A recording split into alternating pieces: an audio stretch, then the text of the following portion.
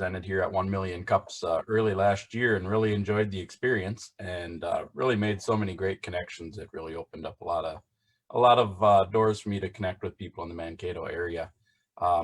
Just a minute, Brad. At least my screen is. Julie, are you seeing okay? I'm not I seeing. see his cover. Yep. Okay, great. Go ahead. Sorry, Brad. No problem. Anyway, so jumping into what is Provenio Consulting.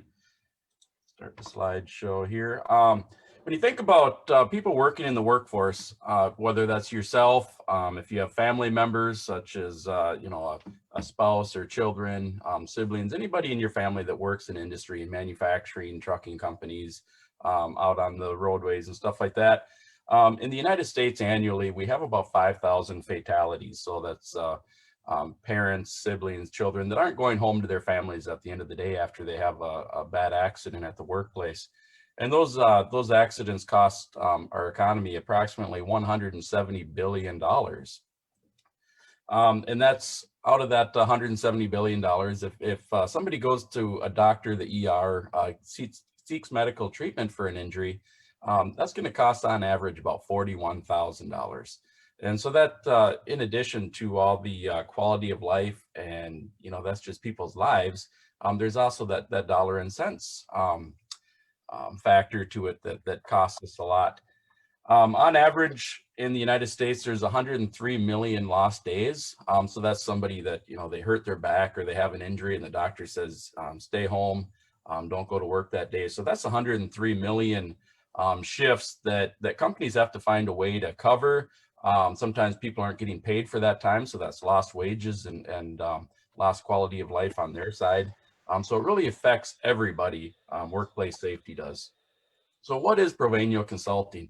I put Provenio together as a way to help businesses meet their safety and environmental consulting needs. So we do training is probably our bread and butter. So we do a lot of safety training, policy and procedure development. So helping companies come up with policies that are going to be right for them and make a process more efficient and ensure that employees actually have the tools to follow that policy. We can do inspections and audits to help companies find ways to improve those processes or where they might be out of compliance and have unnecessary risk, and doing regulatory reporting, such as companies that need to do tier 2 reports or hazardous waste reports.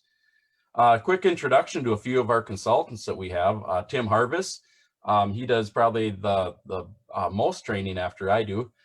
He has over 20 years of law enforcement experience, as well as being an EMT. He's been an EMT and advanced life support ambulance and has really helped a lot of people with life-saving measures. He's a certified American Heart Association instructor, and he teaches all our first aid and CPR classes, such as basic life support for anybody in healthcare or first responders. He does the pediatric CPR, for example, for daycare providers. He also does that drug and alcohol impairment recognition training, using his background as a law enforcement officer as well as emergency response training. Scott Crabtree, he's another career law enforcement officer. He's got almost 20 years in the state patrol, and he's a commercial vehicle inspector. So he teaches all of our commercial vehicle compliance classes, as well as helping companies get their driver qualification files and stuff like that in order to make sure that their drivers are being safe out on the roadways. He'll also teach traffic incident management systems, which we collaborated with Dustin at T&W to offer one here in town for other tow truck companies and first responders. Myself, I'm the principal consultant. I have a background in environmental health and safety management for a number of large corporations in our region. And I have a background also as having been a firefighter and first responder, as well as being a fire instructor and now an authorized OSHA instructor for general industry to teach those OSHA classes like 10 and 30 hour. Also in the community, I'm a member of our B&I chapter and a SCORE mentor to help other business entrepreneurs, and on the watershed board. So trying to stay out in the community and help grow our community and give back. I teach the majority of our hazmat classes, confined space, rescue and confined space entry, OSHA 10 and 30 hour, and pretty much all the OSHA and general industry classes. So how does a safety consultant benefit any business that we're working with? Safety is really kind of a core to every business. When I was the EHS or safety manager in a business, it seemed like I worked with pretty much every other department in that company to make sure things went smoothly. We help with employee retention and recruitment. So if employees don't feel like they're safe or respected by their employer, that really drives down morale as well as the ability to recruit and retain employees. We can help make more effective practices and reduce inefficiencies in their workplace. Reducing costs, of course, if we're reducing injuries, the work comp costs are going to go down. We're not having to fill those lost time roles. So if somebody gets injured, we're not having people get injured, so we don't have to cover those processes, as well as reducing fines and safety supplies a lot of times by finding more efficient methods. We can help your reputation and bring subject matter expertise, as well as bring additional resources to your business. I like to utilize a lot of different like softwares and stuff like that. For example, Plickers and Kahoot are very interesting ways to make quizzes and other ways to interact with participants in training much more engaging.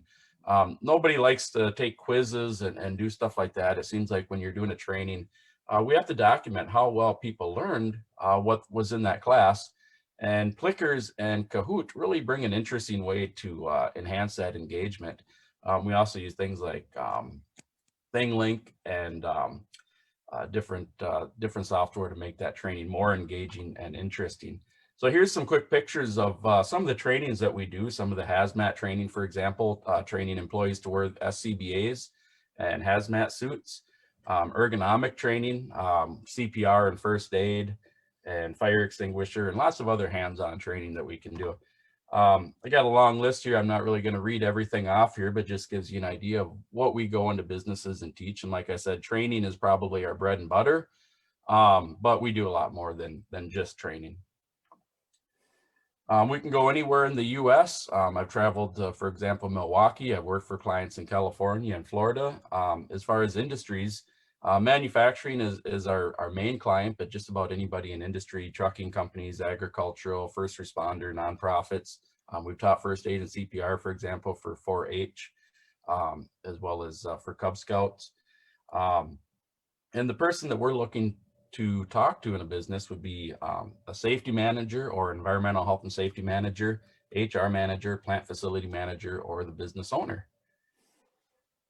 And that's Provenio Consulting in a few minute spiel here. So thank you very much. Any questions here that I can help with? Hey, thanks a lot, Brad. And so we've got some time here where you can either unmute yourself and ask your own question. We'll watch the chat box, and maybe Julie can help me check the chats if questions come up for Brad. And we've got a very good overview. I think maybe let me prime the pump a little bit. And for a question you had mentioned and presented before, I think more your story, what challenges go through COVID that you had to adjust here. You've outlined your services well, but what about your story in terms of challenges that you had to navigate and lessons learned there? Absolutely. So for a long time, I was working, two businesses at once. I had my night job as a safety supervisor for Cargill, as well as building Provenio. And back in April, I was ready to go full time. And with all the shutdowns, everything just disappeared as far as business. So it's been a real challenge over the last few months. I did go full time with Provenio here back in August, but trying to really marketing is my biggest challenge with COVID. It's really changed everything. But the classes through SBDC and Smith, for example, have really helped find new avenues. Mm-hmm. Okay. Brad, I have a question. I grew up as a third generation railroad family, and safety first was always our biggest concern in the family. Interestingly enough, over the years, now that we're into the digital end of life, do you keep track of what it was like for these companies before you went in, their history of their accident, what they had going on when in their lives. And then after you did your presentation, do you have a digital perspective on that, on your success rate? You know, I guess I haven't tracked it that way yet. I don't have anything that I can share real long term. I've been in business about 1.5 years, 2 years, so I haven't actually tracked that. But the feedback I've gotten from like employees that we've done the training for and stuff like that has been positive. So giving them tools to do their jobs better. But no, I don't have that tracking. Yeah. Well, yeah, it seems that in today's climate, that digital marketing thing, even you know, to have some kind of a response from the safety team that the company that you're working with, and how well it you know, how it improved the safety division, because I realized that safety first was always the big thing in the railroad industry for a very long time, because it was transportation monitoring, especially when they were in the people business. And interesting, yeah. And your endeavor there is challenging, very challenging. Good luck. Thanks, Bobby. Thanks, Bobby. Julie, do you have some questions for us in the box at all? Yeah, it looks like Yvonne actually has a question. Yvonne, would you like to ask your question? I see you here. Sure. I said with service businesses, mine too, right? It's always hard to set prices. And I'm just wondering if you could talk a little bit about how you decide your prices, and are they set fees? Do you do hourly? Do you do contracts? You know, do you do prepayment? How do you think about pricing and do pricing with your business? You bet. So a few of the things that I look at when pricing is I do have them out on my website, so I try and keep them consistent. There would be variables in a company if, for example, might drop pricing if they have, you know, if we do several trainings at once or over a, you know, a week-long period or something like that, or if there's more travel and stuff like that, then expenses might go up. But the prices we have on our website are fairly consistent. And what we looked at is our competitors, you know, what their price point is, what the actual value of that training is, as far as what kind of supplies do we have to bring. For example, in first aid and CPR, a lot of people are always looking for that lowest price class, but the mannequins and the supplies that we give people, like the CPR masks, do have costs. So we factor that in as well. And the background of whoever's teaching that class, kind of how much background they have, also plays a role as well, because companies are paying for that experience, to have somebody come in that they have that experience. They didn't just take a class to be a first aid and CPR instructor, for example. They really bring that real world experience. So those are all things that we look at when I develop the pricing. And it looks like Lindsay has a question as well in the chat. Lindsay, would you like to pose your question? Hi, I was wondering, with COVID, have you moved to virtual training, or are you still trying to do in person, or is just no training right now? So we're still doing in-person training, putting more methods in place as far as doing that virtual training. So of course we can do trainings over Zoom and stuff like that.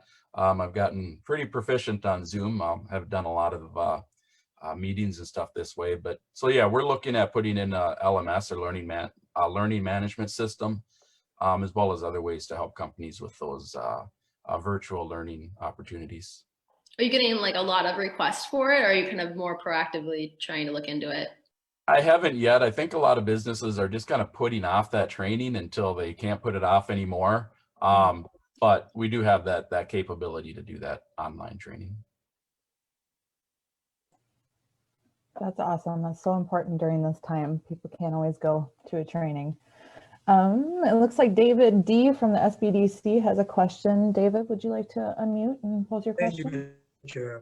Thanks, Brad. I was just wondering, how do you keep your pipeline full? How do you get business from your clients and stuff?